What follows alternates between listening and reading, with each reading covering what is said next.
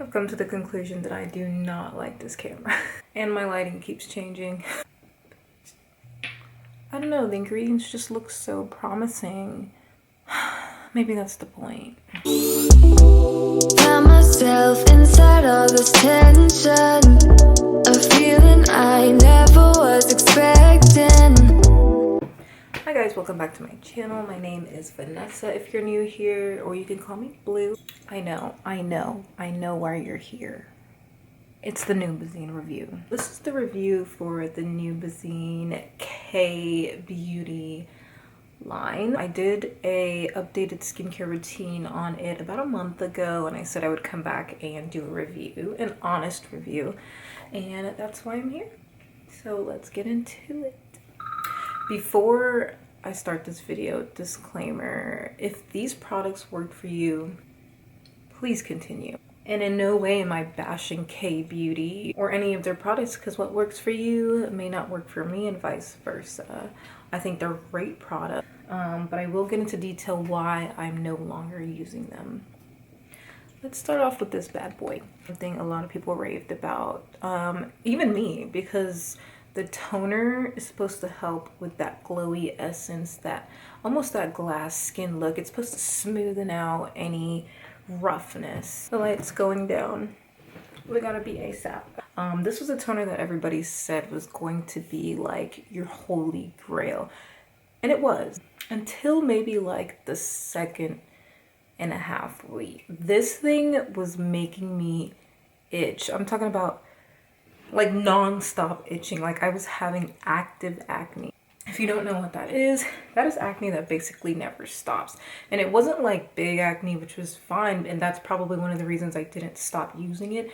It looked like hormonal acne, really small bumps. There's another name or another term they use for it. It's like when it almost looks like eczema. But this was the toner that they said is supposed to do the most smoothening. So I was like, you know what, let me give it a couple days. I even had my boyfriend try it, and I don't know why I didn't listen to him, because the first day he tried it, the morning after, he was like, I'm breaking out. I was like, what? No, you're not. Like, you just used it once. Why would you be breaking out? He's like, no, I can feel it. I'm breaking out. Like, I'm not using that stuff again. I was like, okay, I'm not gonna argue with you. He's the type of person to just splash water on his face and call it a day. So I wasn't really tripping. I was gonna continue using it. Come to find out, he was low-key right. As I was using it, I noticed I was getting that like eczema, hormonal acne type of look going on, and I was just like, what's going on? I'm almost sure the active acne and the itching was from this, because I noticed the itching would start as soon as I used this. I wouldn't even use the other serums just yet. So that kind of bothered me, and then I stopped using it, I'm gonna be honest. So I would use the toner in the morning, then I would use the number 3 skin softener, which I will say is probably the only product I'll continue to use. I stopped using it mainly because I just wasn't sure where the breaking out was coming from. I would use the Numbuzin in the morning, and then I would use the serum in the morning as well together. And then at night, I would only use the number 6 sleep mask, which everyone also says is the holy grail. Don't get me wrong, it feels so nice, so cool, so soothing. But I also noticed that this was breaking me out too. So what I did was, I tried each ingredient separately. At first I used them all together, because that's just what I kept seeing people do. And so I was like, you know what, maybe that's too much in the morning and night. So I could figure out which one was breaking me out. I initially knew this was breaking me out. As soon as I would use it, like I said, it was already giving me that like tingly, itchy feel. And I was like, let me give it a try. No. And then I started using this by itself, and I was like, okay, I'm not getting too much of a reaction from it, but I would still be breaking out. Mind you, I was starting a new vitamin when I was taking, or before I started taking this, so I was already breaking out from the vitamin. My skin is very sensitive. I feel like I'm not doing this in order. Sorry. I stopped using the deep sleep mask. I was like, I think I'm gonna ixnay on the XA and just use strictly just the skin softening serum. After all, that's what I wanted. I wanted my skin to be freaking soft and smooth. And so I just started using this with my other regular ingredients, and I was like, okay, I like it. But I was noticing that I was still breaking out like here and there. Like it wasn't as much when I was using this, but I was still getting breakouts, and it wasn't like my time of the month breakout, or just like I would like literally watch my face. I would use this for like a day or two, and sometimes I would even do a patch test, and the next day I would break out in the area. I was like, what the what's going on? I'm sad. I'm sad about it because I read so many good reviews.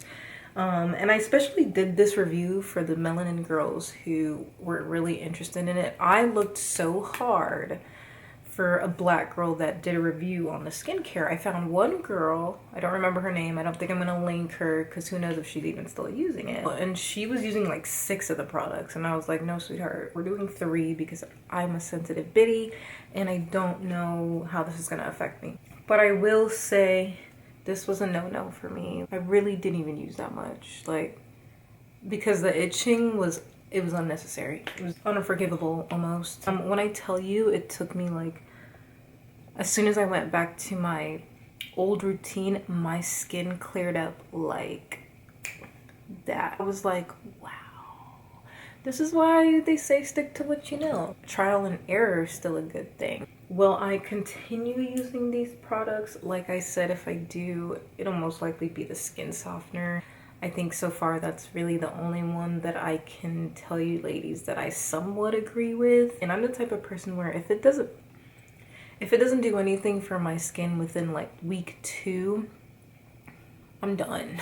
Like for me, that's enough time because my skin takes forever to recover. And I don't like being insecure like that. I'm over it. So that was the review. I'm back on my old skincare again. I'll probably show you guys what that consists of. I did in a past video, but it was super brief. I still think K-Beauty does promote some really, really great brands. Maybe there's some new ones that I can try. Personally, I don't think I'll be using this particular line anymore. I am open to trying other K-Beauty lines, or I'm probably gonna stick to what I know. I guess I should have figured something was weird when I didn't really see a lot of black girls raving about this particular line. Something you can definitely still try. It might work for you, but I'm gonna go ahead and give it a pass for me. It's not a holy grail. It's more of a fail, and I hope I don't get bashed for just being honest. Like it just didn't work for me. I'm telling you, it looked like little bumps. Like some parts of my face would be clear, and then there were like spots that just looked like I had eczema. I was like, I was like, I can't tell if my face is getting better or worse. Like, you still want to spend your coins and buy this product, please do. Maybe I didn't need to use them all together. Like I said, at some point I try to use one at a time so I can pinpoint where the acne. It was such a mind trip. Thank you so much for coming back to my channel. I hope you guys all have a great rest of your weekend. Like, comment, subscribe if you would like, and I'll see you next time.